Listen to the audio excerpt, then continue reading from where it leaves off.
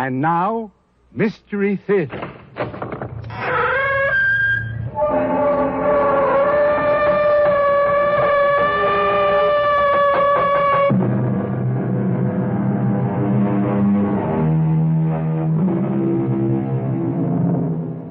Come in. Welcome. I'm E.G. Marshall. A man may rid himself of a wife, a house, and all his worldly possessions and flee to the farthest corner of the earth, or even, today, to the moon. But there remains one tie he cannot sever as long as he lives, his memories. But how far back can man remember? Childhood? Birth? Or do the ties of memory stretch back over a span of years and reach into other places and other times? I need you, John. I need your love. I have always needed you. You have me, Ilsa. I'm yours. Then you remember, John. You remember the old life. And you will return and live that life with me. The only real life, my darling. You and I in this life are enough for me. John, darling. The past, present, and future are all one. Look into my eyes. Look deep to find my love and your soul.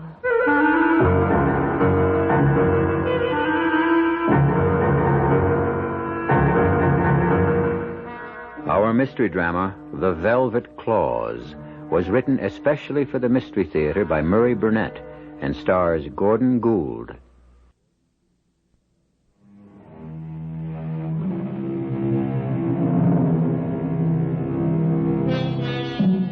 Man has always sought his heaven on earth. Each of us secretly dreams of some faraway place where we'll live out our lives in quiet contentment, free from the troubles and cares of everyday living. But have you ever thought about what you'd do if you really found such a place? Let me tell you the story of a man who did find such a place and who went from this Shangri-La directly to a psychiatrist. Dr. Hazard, maybe you can help me find some explanation of what happened to me in that damnable town. There must be some reason why I felt the way I did, and why I saw what I swear I saw. You'll make it easier for both of us if you started at the beginning. I'll have to start with the train that took me to the town. It was the hottest day of the year, and without air conditioning, that second-class compartment was like an inferno. Why were you on the train? Returning to Paris and Orly Airport. The last leg of my European vacation. And it was hot. Sweltering, which was a sensible reason for me to get out of my stifling compartment and walk along the platform. It was then that the idea struck me. It was so extraordinary that I myself was surprised. And that idea was? Not to get back on the train, but to stay over where we had stopped and take a different train the next day, when it might possibly be cooler and less crowded. You'll forgive me if I don't see anything unusual about that. Oh, you don't know me, Dr. Hazard. My life for 41 years has run on tracks, just like that train. I get up at the same time every morning, eat the same breakfast that my sister cooks for me, catch the same train to the same office, and get home at the same time. I'm an accountant, and I always take my 1-month vacation in the same place. So when I suddenly decided not to get back on the train, I was surprised at myself. Go on. Well, particularly because the train was about to start. I ran alongside the train to the window of the compartment where I saw the man with whom I'd shared the compartment. I shouted to him in my bad French to please hand me my valise. To my dying day, I'll never forget the look he gave me. Half warning, half revulsion. But he handed me my bag and shouted a long sentence. I only got the last part, but I'm sure that he was warning me. I remember the last words, which were, à cause du sommeil et à cause des chats. À cause du sommeil et à cause des chats. That's it exactly. I think it means because of sleep and because of the cats. I got the strangest feeling that he was trying to tell me not to remain in the town. I'm sorry, but I can't make it any clearer than that. Well, that'll do. Go on. Well, outside the station, I saw it was a very small town. And as I looked around, a taxicab pulled up. Taxi? Yes. Can you take me to a good hotel? There is only one. The inn. They will make you very comfortable. It doesn't really matter. I'm only going to be here one night. You might change your mind. Our little town has a way of growing on people. Do you happen to know what time the train to Paris comes through here tomorrow? Same time every day. 3:45. Could I arrange with you to pick me up tomorrow in time to catch the 3:45? Sure thing. Good. But if you happen to change your mind and want to stay a while, all you have to do is tell Madame Duchesne. She runs the inn. You're quite a booster for this town. So is everybody who lives here. Here we are, the inn. What's that racket? Just cats. People around here keep a lot of them. Because of the cats, the man had said. Maybe it was those words, or perhaps the cats I'd heard, that fired my imagination, so that my first glimpse of Madame Duchesne, sitting in a chair near the desk, knitting, reminded me of a tremendous cat, a large, fat mouser. She looked up as I entered. Do you have any other bags? No, I'm only staying the night. Do you want me to pay in advance? No, not sensible. You might decide to stay longer. Whatever you say. Should I sign the register? It is on the desk. I will get someone to take your bag up. Well, that won't be necessary. What's this? The register. No, my name's down here. It's written here. John Latour. Dr. Hazard, my name was there. Written clearly and spelled correctly. I swear it, Doctor. I believe you. Well, can you explain it? Well, how did Madame Duchesne explain it? It was the strangest thing. Her voice was soft and running, and it seemed to me as if she were stroking me when she said soothingly, Gently, young man. It does the blood no good to get so excited in this heat. But my name's written down here. Of course it is. That train must have been like an oven, and you must have suffered in all this heat. How did you know I came by the train? How else would you have come? But my name here in the register. You will feel so much better after you have rested.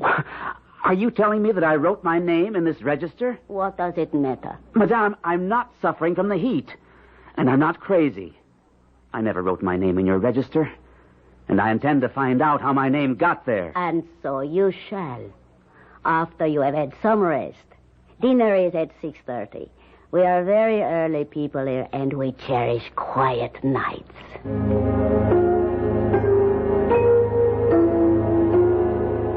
Peaceful. That's the only word I can think of to describe the way I felt.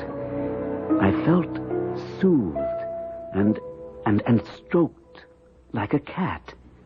Like a cat? Yes. It's silly, but the warmth and stillness made me feel like purring. And yet you experienced no feeling of alarm? Not then. It's hard to remember feelings, Dr. Hazard, although they were very strong at the time. I was about to propose an experiment. Have you ever been hypnotized? No. Do you have any objections if I try to put you under? I don't think so. But is this part of your usual procedure? I have used hypnosis where I thought it might help.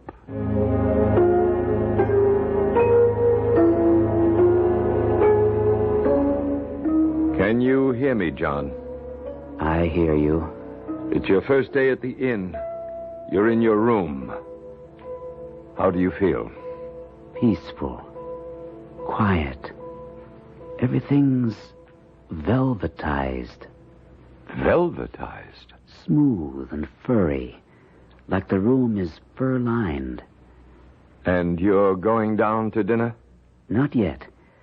First, I want to take a walk in the town. It's just after sunset, and dusk is covering the quiet, peaceful streets. Are there any people? Oh, yes. Men and women all busy and paying no attention to me. No, that's wrong. They're watching me. Closely. Very closely. Ignoring me is all a sham, a pretense. They're watching me. You discover this right away? No, not right away. Not till after I sit down. Where? Where did you sit? On top of the wall of the old fortifications. I can see down into the valley. Almost the whole town lies below me in the last of the sun. And there's music. The music is strangely beautiful. It has a definitely feline quality. Now and again, I even hear the plaintive meow of a cat. But somehow, it belongs. Suddenly, the music stops. I'm hungry, and I remember Madame Duchesne telling me that dinner was at 6:30. I feel it's important to please her. I don't know why, but I do. And I start back to the inn. Hurrying back? Oh, no. No one ever hurries. I stroll back, and my eye is caught by a small porcelain figure of a girl in a shop window. The porcelain figure of the young girl in the window. How much is it? I do not know exactly. You don't know? You see, monsieur, the price varies depending on the customer. You might be able to buy that figure at a ridiculous low price. Oh, come off it. You already know I'm interested. You don't have to give me any phony sales pitch. How much is it? Please. How can you believe that I would play tradesman's games with you, monsieur? Oh, no. Never with you. Look, I don't want to be late for dinner. How much? 35 francs. Well, that seems a bit high. It is a beautiful porcelain. But seeing who you are, I might let it go for 25. And just who do you think I am? Excuse me, monsieur, but my cat is hungry. Well, the cat can wait. I am sorry, but we do spoil our cats here. So I will allow you to examine the little figure, and if you want it, just leave 25 francs or whatever. The price is not important. And he disappeared into the back of the shop. All at once, I was afraid. Afraid of the quiet, dark shop. Afraid of the porcelain figure in my hand. It's so quiet, and yet I sense with every fiber of my being that there's activity. Intense activity going on around me. I can't hear it, and I can't see it, but it's there, and it's sinister and dark and disturbing. John! John Latua. What? Oh, Dr. Hazard. I was under, wasn't I? Did you learn anything? Something was beginning to disturb you. I didn't like what was happening, so I brought you back. I don't remember anything. You were in a shop looking at a statuette of a girl. Oh, yes. Yes. That crazy old man mistook me for someone else. Did you ever find out who he thought you were? Not then. I went back to the inn, had a good dinner, went to bed. And the next day, I was out in the courtyard waiting for the taxi driver to pick me up. I kept getting more and more nervous as the time passed, and he didn't arrive. Madame Duchesne kept assuring me he'd be there in time for me to catch my train. I remember my relief when I heard the car coming. Why are you so late? Up right in, monsieur. I will have you at the station in no time. Didn't you cut a little fine? Nothing to worry about. You will be waiting on the platform when the train pulls in. Although I must admit I am surprised. I thought you would decide to stay over. I know you did. I told you I wouldn't. So you did. What's wrong? Nothing. Just the engine acting up. I will take a look under the hood and have her running in a moment. You sure you have enough gas? I had a full tank this morning. There is no need for you to get out, sir. I can fix it. There's the train. Get my bag. Not too much use in that. You could never make it working. Can't you fix it? I am afraid not. It looks like my battery is gone. You mean I'm going to miss the train? Today's train. There will be another one tomorrow. But I wanted to... Why don't you walk back to the inn and stay over one more night? I will bring your bag after I get this thing moving.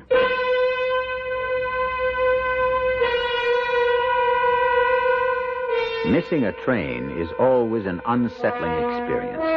But when that missed connection forces you to return to a town seemingly possessing a secret life, where the townspeople seem intent on spinning some soft, invisible web to catch and hold you, then the simple fact that you've missed a train takes on overtones of terror. I'll be back in a moment with Act Two.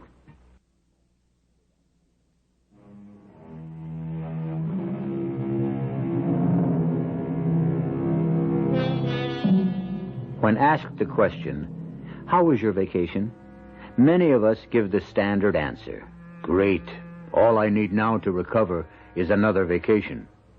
However, in our tale, when John Latour returned from his vacation, he felt he needed a psychiatrist.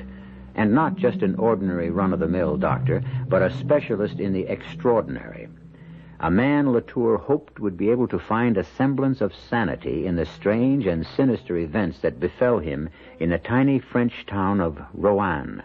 Dr. Hazard, it's difficult sitting here to do justice to the emotions that tore at me as I walked back to the inn after missing the train. A mixture of rage, curiosity, and surprisingly, relief. Can you tell me which was the strongest? No, I can't. Well, now let's try to sort them out. You were angry because you thought you'd been tricked into missing the train. I didn't think, I knew. That taxi driver's battery was fine. He deliberately... All right. We'll assume that was so. Now, why curiosity?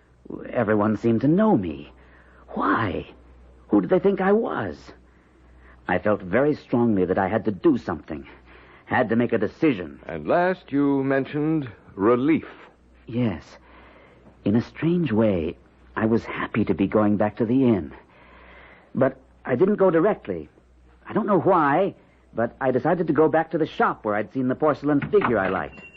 Monsieur, welcome back. I'll take the statuette now. I've decided to buy it. Oh, I am so sorry. It is sold.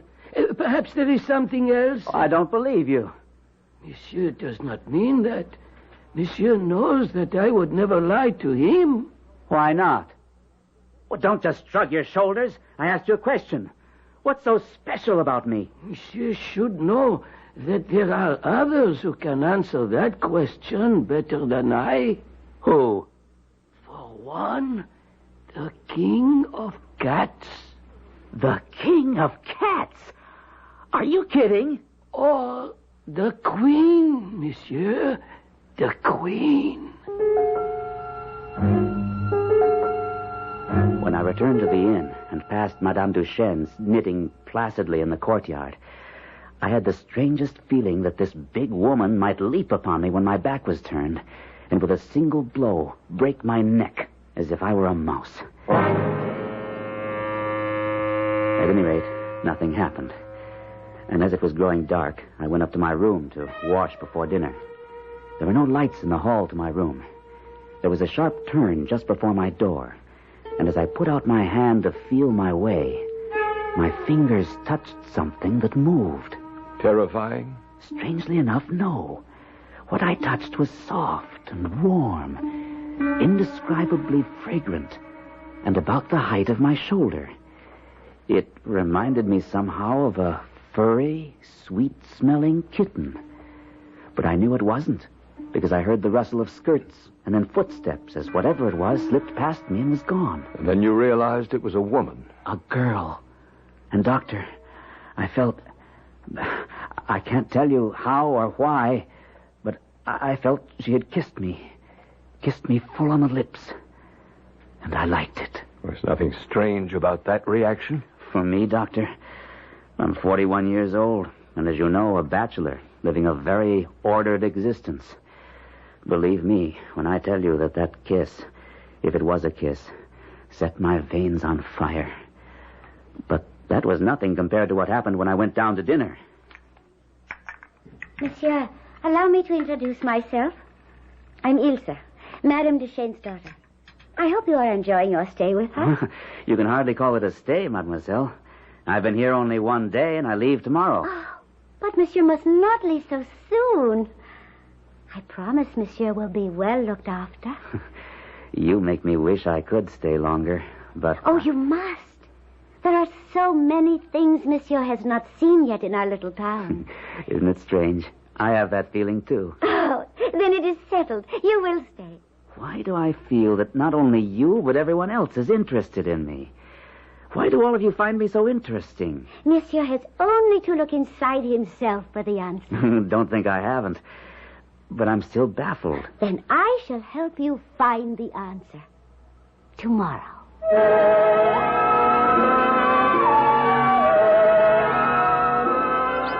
Look.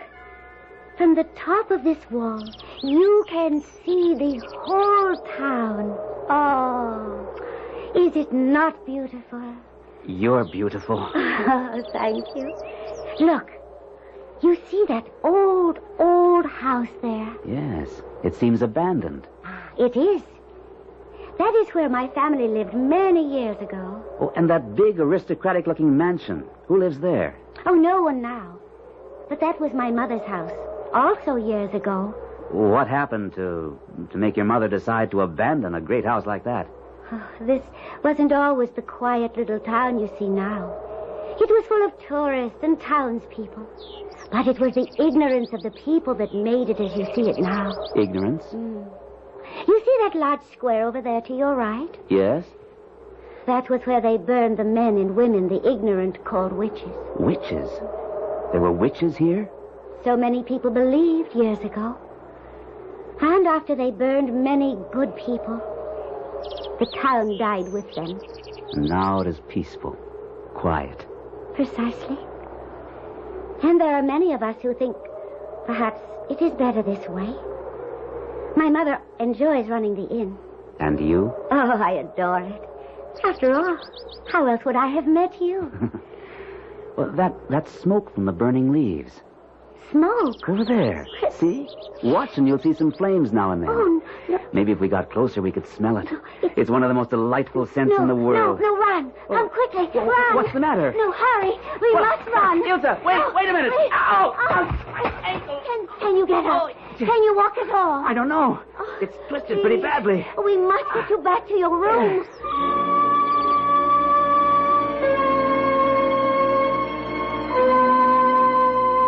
And, of course, you believe that the injury to your ankle was no accident.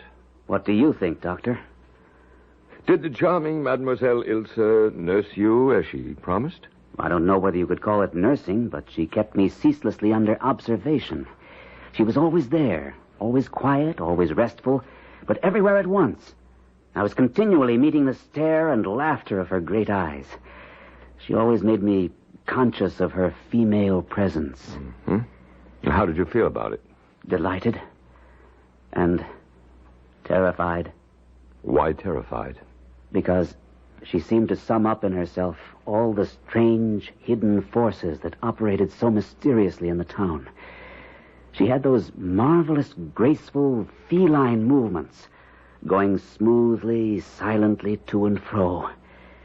Then my ankle was healed enough for me to get around. Oh, but it is wonderful. You are well, and you walk again. Almost. Let's say I can hobble around. Enough, perhaps, to come down to the dining room? Would you be very angry if I told you that I could have gone to the dining room yesterday? Oh, why should that make me angry? Because I made you bring my meals here to my room. That does not make me angry, but happy. Because you enjoy waiting on me? Only partly. It is more because you have not mentioned leaving, even though you are well enough to walk. Admit that you find it difficult to leave here. I'll admit that and more. I'm finding it difficult because you are my nurse. And you also like our little town, no? I'm enchanted with it. And enchanted with you. I am happy you have decided to stay. You're going too fast. I didn't say I'd stay. Oh, you still have not come to a decision? Well, it's not easy to decide. If you're asking what I think you're asking. Which is? Not just to stay for a while, but to stay permanently. And that is difficult?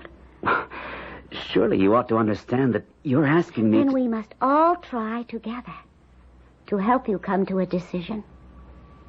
The right decision.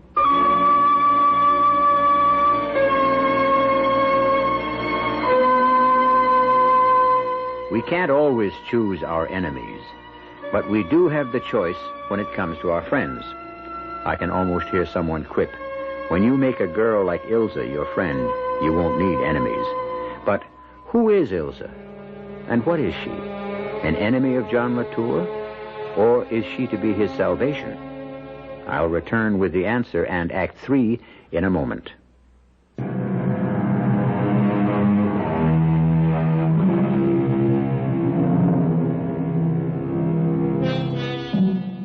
The hero of today's story, John Latour, fell in love with a strange, beguiling French girl in a small French town he'd never even heard of.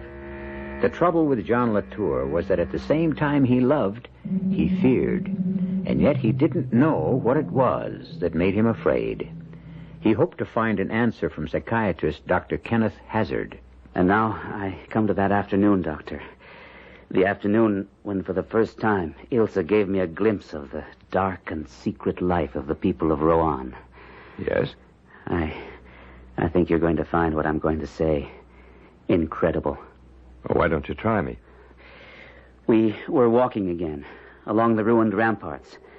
We stopped, I don't remember why, but I remember leaning across the ramparts with Ilsa close beside me. Ilsa, you don't know how much these past few days have meant to me, how much you mean to me. I look at you, and it's as if my eyes were open for the first time. You're the most beautiful thing I've ever seen. You do like me, then? You know I do. If you like me, you must also like what I do and what I belong to. Belong to? You must take part in our real life. You will come back to us. Come back? The past, present, and future are all one, John. What is this real life you speak of? The old life of long ago. The life to which you too once belonged, and to which you still belong.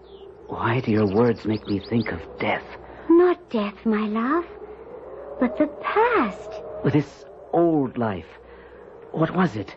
Our life. The life we led once before and will again. The life you came back to and do not wish to leave. But I did want to leave. I tried to go, you know that. I know, but I have the spell to hold you. The spell of old love. I can make you live with the old life with me, because the force of the ancient tie between us is irresistible. I mean to have you, for you love me and are utterly at my mercy. Ilsa, this is nonsense. I came to this town wholly by chance. No, you came because I called you. I have called to you for years, and you came with the whole force of the past behind you. You had to come, for I own you and I claim you. No one owns anyone else. Come close and look into my eyes. Look deep, my love, for the truth lies in my eyes. Tell me what you see. I see forests and mountains and caves. And I see you. I see you wonderfully clear. You have leaves in your hair, and you are dressed in rags, but still beautiful. How beautiful. Go on. Keep looking. I see flames and smoke. You're dancing. Dancing before some altar. And there's a figure on the altar. There are others. They're dancing too. And all looking at you with hotly desirous eyes. But you're only looking at the man you're dancing with. And who is that man? It's me. I'm dancing with you. I'm your partner.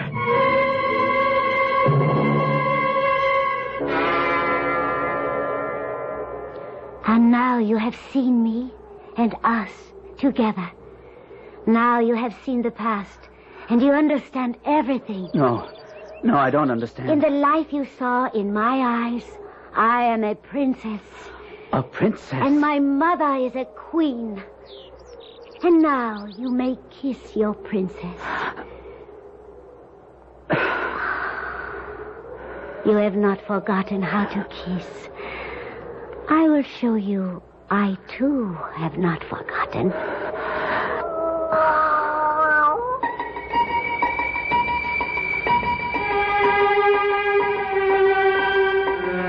I knew I had to escape. I ran back to the inn, hoping to reach my room unobserved. But the hall wasn't empty. A large, dark thing lay against the wall to my left. When it moved, I thought it was a cat. But then it rose straight up before me, and I saw it was Ilse's mother. Monsieur has decided then. Ah, that is well. I am content. Here, give me your hands. My hands? But of course, for the dance. We go this night to celebrate. Ilse, come to us. Come quickly. And suddenly, Ilse was there, and we joined hands, and we danced some steps that seemed oddly and horribly familiar to me. Ilse was dressed in rags, as I had seen her before. And then others were there, all dancing. And I heard voices crying, "To the Sabbath! To the Sabbath! On to the witches' Sabbath!" And suddenly, Ilse's mother shouted, It is time! It is time, and we must go! They released my hands, and I found myself alone in the hall. Yes? Now you're alone in the hall of the inn. And what happened then? Well, I decided to go to my room and lock myself in. I thought I would be safe there. After I'd locked the door, I went to the window and peered out, trying to see what was going on. All around me, the windows of the rooms I thought had been unoccupied were opening, and human forms were dropping from them into the courtyard.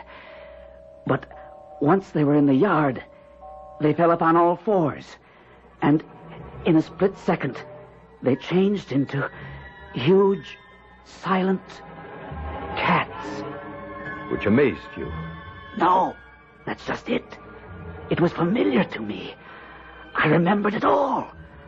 I remembered that it had happened just like that hundreds of times before, and that I myself had been part of it. I knew that if I stayed, I was lost. I knew that with a dreadful certainty. So I unlocked my door and tiptoed downstairs. They had all gone. Well, didn't you think it strange that they should have left you there alone? Very. I couldn't believe I was forgotten. I moved as quickly as I could through the courtyard and to the rampart wall. I couldn't resist climbing to the top, because I knew from there I would get a view of the surrounding countryside. And when I reached the top of the wall, I was transfixed by what I saw in the valley below. I saw countless moving forms drifting between the trees, and overhead, flying shapes in the sky. And you knew what those shapes were? The townspeople, flying on their way to the witches' Sabbath. I see. As I stood balanced on the top of the wall, a large animal darted swiftly across the open courtyard behind me, and then, with a flying leap, landed on top of the wall next to me. My heart gave a great leap, and I could feel it thudding against my chest. It was Ilse. See, my love. See where they await us. The woods are alive. Already the great ones are there, and the dance will soon begin. The salve is here. Anoint yourself and come. And my memory stirred with the pungent smell of the salve she'd smeared over her. A smell that was curiously attractive and revolting at the same time. Transform. Transform. Rub well your skin, you fly. Come with me to the Sabbath. The terrible sacraments are prepared. The throne is occupied. Anoint and come. Ah, Satan is there. Satan has come. We will worship and dance till the moon dies and the world is forgotten. Here, Let me anoint you. Oh, it burns. Wait. It is sweet fire, my love. No. Let me think a minute. It's been so long. No time, my love. He waits. Come.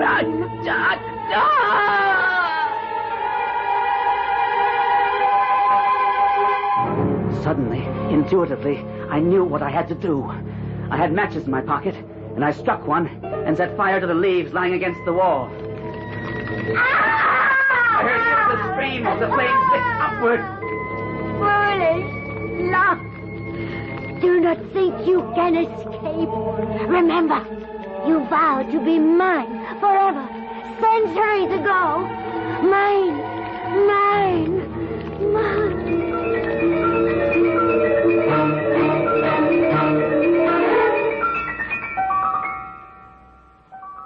I know I never returned to the inn, but how I got back to this country, I don't remember. All I know is that I'm here, and I'm frightened. Of what? Demons, Doctor.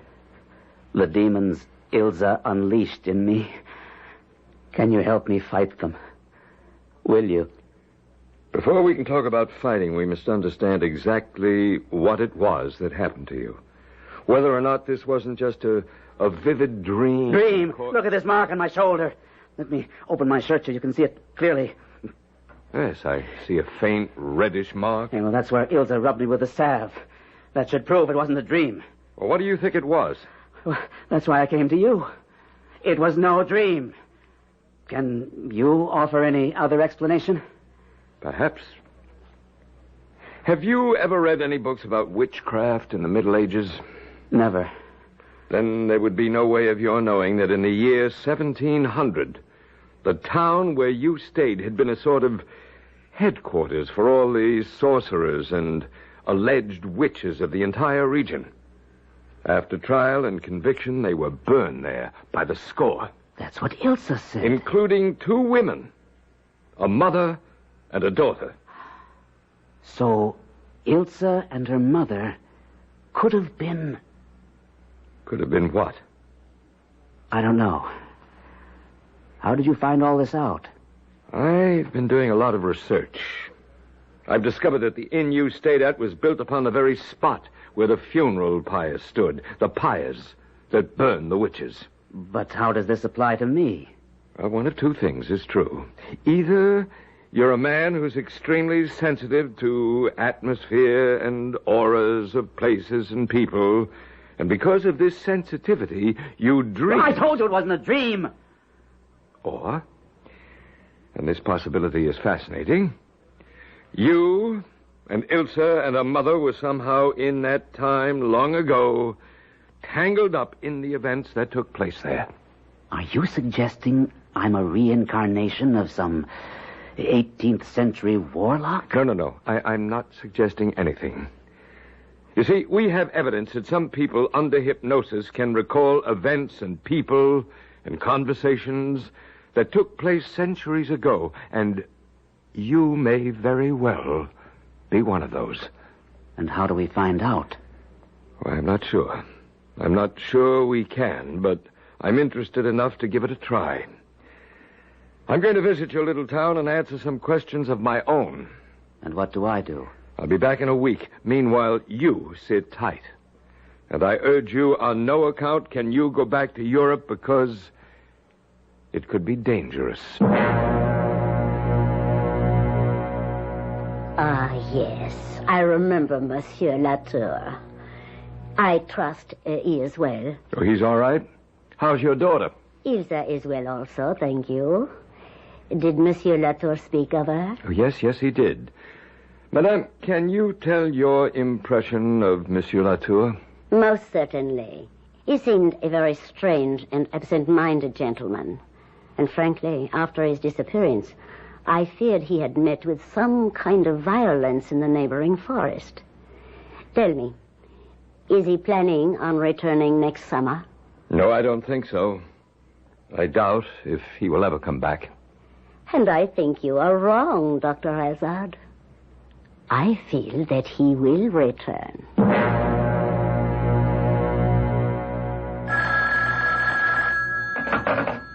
Dr. Hazard? Hello, Doctor. This is John Latour. I know we had an appointment as soon as you got back, but I'm calling to cancel it. Well, when do you want to make it? I don't know. I owe you an apology, Doctor. An apology? For what? For wasting your time. I really believe that it was all just a bad dream. At any rate, I won't be able to make another appointment for a while because I'm calling from the airport. I'm off to Europe in half an hour. I'll drop you a line from the old inn at Rohan when I get there.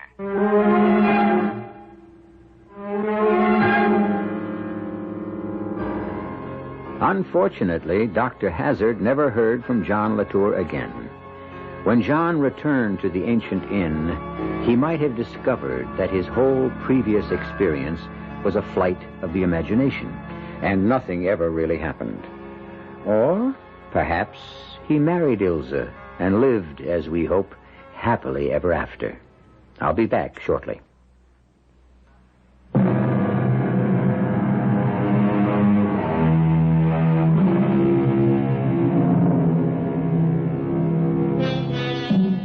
We've all had the experience of coming to a place and finding it strangely familiar. In fact, we're sure we've been there before. We try to dredge up memories which would help us recall the reasons for us thinking we'd been there. After this tale, maybe some of us will be happy to let our memories remain cloudy and our subconscious happy. Our cast included Gordon Gould, Arnold Moss, Evie Juster, and Gilbert Mack. The entire production was under the direction of Hyman Brown.